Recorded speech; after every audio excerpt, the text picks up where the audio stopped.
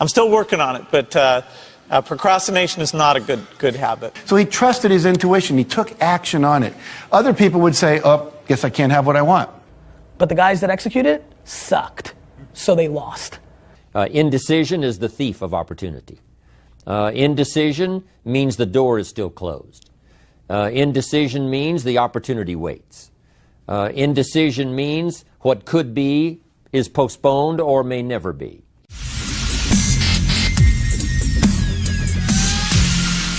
One habit that I developed when I was at college that was actually a very bad habit, which was I like to show people that I didn't do any work and that I didn't go to classes and I didn't care. And then at the very last minute, like 2 days before the test, I'd get serious about it. And people thought that was funny. You know, that was my positioning, the guy who did nothing until the last minute.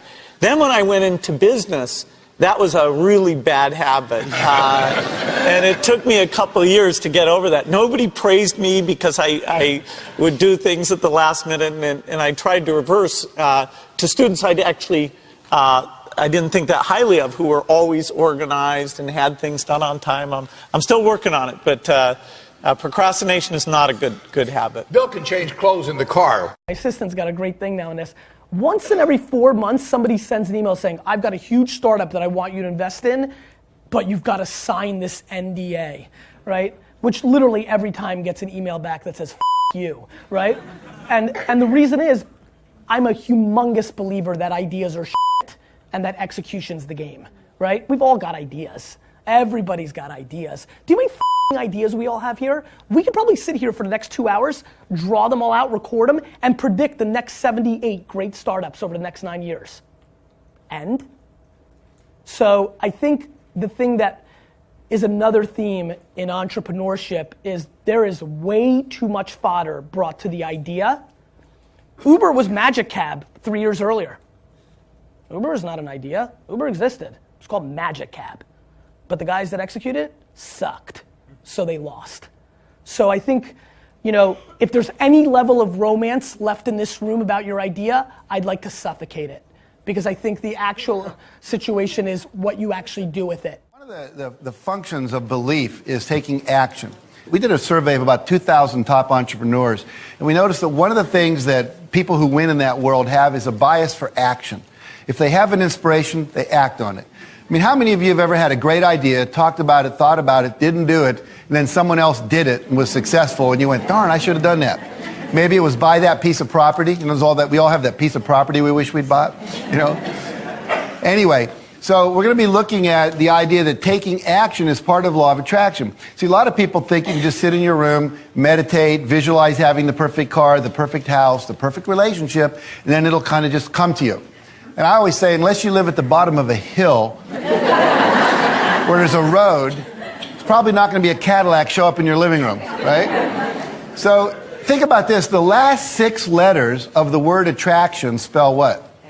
A-C-T-I-O-N, action. Now, there's 2 kinds of actions that are critical. There's obvious actions.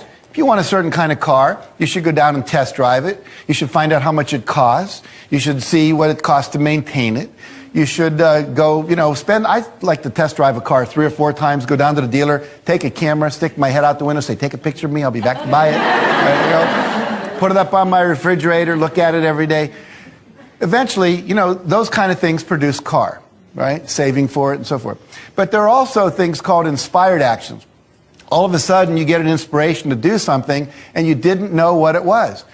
You don't have the sense of, like, how's this rationally going to make sense for me to move forward in my life? I'll give you an example. A friend of mine, Dr. Ignatius Piazza, graduates chiropractic school. He wants to move to Monterey, near Pebble Beach, where the golf course is. And he gets there and he says to the local chiropractic association, I'd like to join you, I'd like you to help me get my practice started. And they said, we don't need any more chiropractors. We have 1 chiropractor for every 8 people in this area. It's too many. Now, he could have said, okay, let the external reality control his internal experience, but he didn't do that. He said, I'm going to think about this and visualize it and believe in it, and something will come that I will do. And what came to him to do was to take 6 months before he opened his office and put a pin where he wanted his office, and then concentric circles knock on every door in every neighborhood saying, hi, I'm a new doctor in town, could I ask you a few questions? I'm starting this practice. Should I open from 5 till 9 in the morning, or should I be open from 5 until 9 at night for people who have 9 to 5 jobs? Which would be better? Should I advertise in this paper or that paper? Should I call it Ignatius Piazza Chiropractic or Chiropractic West? And then his last question was, if I have an open house, would you like to receive an invitation? They said yes. He wrote it down. Now, over 6 months, he knocked on 12,500 doors, talked to 6,500 people, and gathered over 4,000 names of people who said, yes, I'd like an invitation to your open house. Now, when he opened his office 6 months later in a town that did not need another chiropractor, according to the professionals, his first month in practice, he netted $72,000. In his first year in practice, his gross income was over $1 million. I was giving a talk and mentioned this story just about 5 years ago, and this happened about 25 years ago. Someone said, he knocked on my door. And he left his card. And 2 years later, I needed the chiropractor, and I called him. Because we work with people we know, we've had an experience with, right? So he trusted his intuition. He took action on it. Other people would say, oh, guess I can't have what I want. You got to be willing to take the action. Now, some decisions are incidental, and some are small, and some, are part of a working day. But sometimes decision-making can be one of the most important days of your life. Maybe a decision you've postponed, and now you understand the penalty of postponing that decision. You've got to do something, and finally you come to the conclusion, today is the day. I now decide. And whether you decide on a new direction, whether you decide on a refinement in philosophy, whether you decide to act when before you haven't acted, you decide on a series of things that you're going to do, you decide.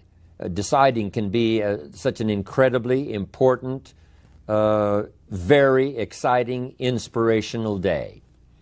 Also, deciding sometimes starts the process of lifting our self-esteem.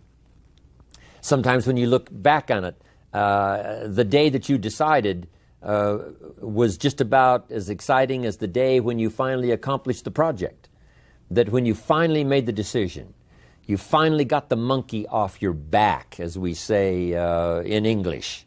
You finally got through whatever barriers kept you from making that decision, and finally you made a decision. And now it seems like the sky is blue and the air is clear and your mind is ready, and the adrenaline starts to flow, things start to happen to you from that moment of decision. So that can be an incredible source of inspiration. Now, if you don't follow through, it's not going to last all that long. If you decide and then, postpone and you decide, but you still don't get to it for a week or a month or a year, soon all that energy and that source of inspiration is all dissipated. So deciding is inspiring, but not for that long. But once you decide, it can be a very powerful day. But now, of course, you must follow through.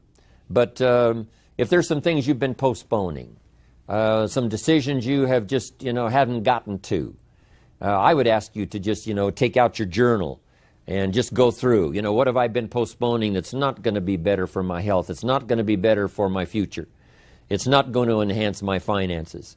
Maybe a problem needs to be solved. I got to decide when I'm going to do it and how I'm going to proceed. I need to get to it. I promise you, if you'll go through some of that list and start making those decisions, your inspiration will start to flow, and those could be very critically important, exciting days. Indecision is the thief of opportunity.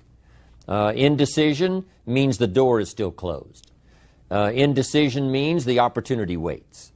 Indecision means what could be is postponed or may never be. And those are all the penalties of indecision.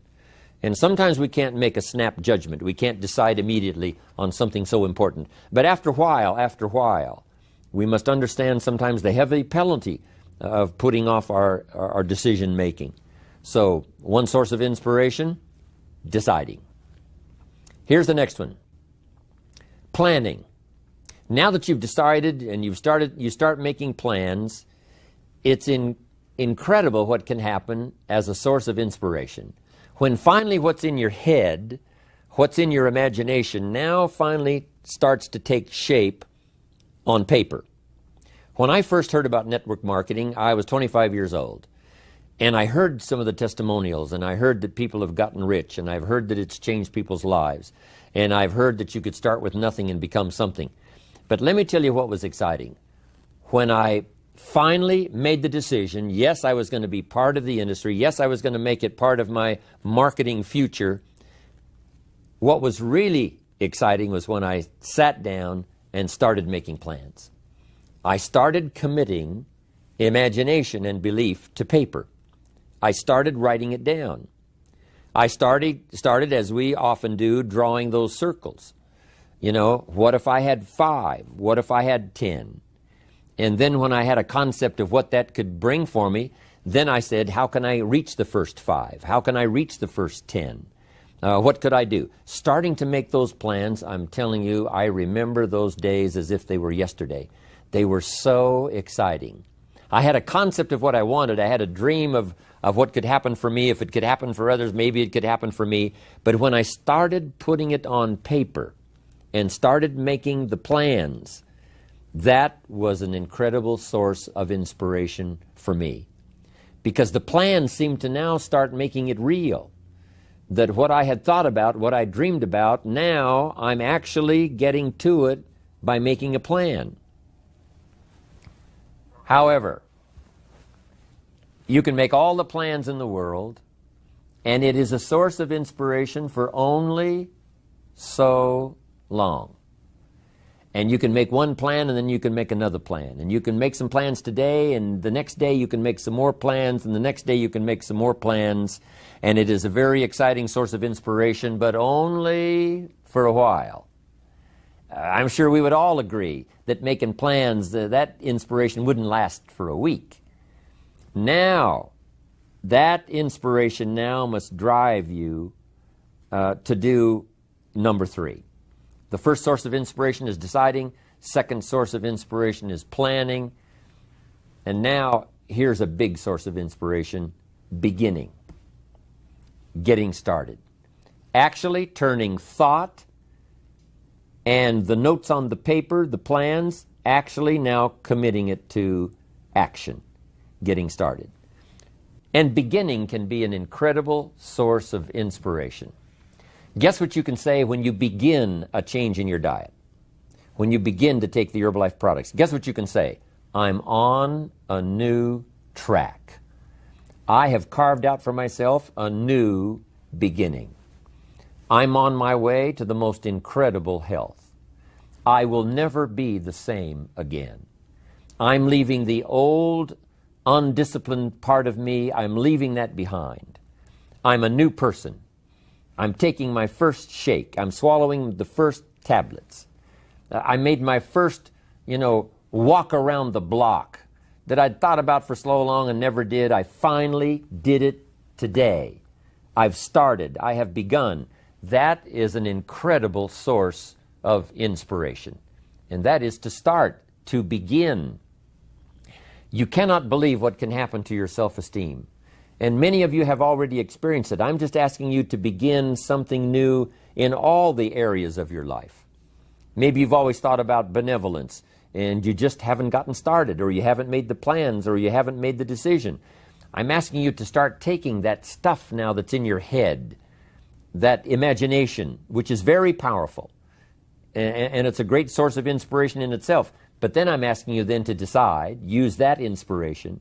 Then I'm asking you to make plans, begin to make plans, use that inspiration. And then if you take that first step, it can be the first step of an incredible journey. And when Mark had his first meeting, when Mark recruited his first distributor, when Mark got his first customer, his grandmother using the product, when Mark got that first few yeses from people, and he started the process, as simple as it was, from the trunk of his car, as crude as the literature was in the beginning, it was a start. And so beginning can be an incredible source of inspiration. And beginning can be many things. Beginning a new commitment to learning. You say, I'm going to have a library second to none, and I bought the first book of my new library today. I'm going to be surrounded by information and inspiration. The cassette tapes and the videos and the books. I'm going to have a library second to none. I've thought about it. Wouldn't it be wonderful? And, I've started making plans. I've provided some space in my room for my expanded library. But here's what's exciting. I got the first book today. I've gotten started. This is just the first of many, many books. This is the first of a whole flow of information for me. This is the first time. You want to learn a new skill and you sign up for a class. Let's say you want to learn accounting or something, and you sign up for the class and you take the first class. You get started. You'd thought about it. You made some plans for it. You made some time for it. But there's nothing like sitting there in the class with the pen in your hand and the pad ready to take notes. Here I am. I'm starting on a new journey of learning. But the real question is, if we fight what's happened, we got a problem. We got to decide, what are we going to do with what's happened in our life? How are we going to take this? How are we going to mold this? How are we going to turn our life around? Because when you come up with a new meaning, you get a new life. So what are we going to do in this session? Well, in this session, we're going to take a look at something from a different perspective. We're going to ask you this question. What is the single force that controls the quality of your life? If there was one gift our Creator has given us, or the universe, whatever you believe, what is it? What is the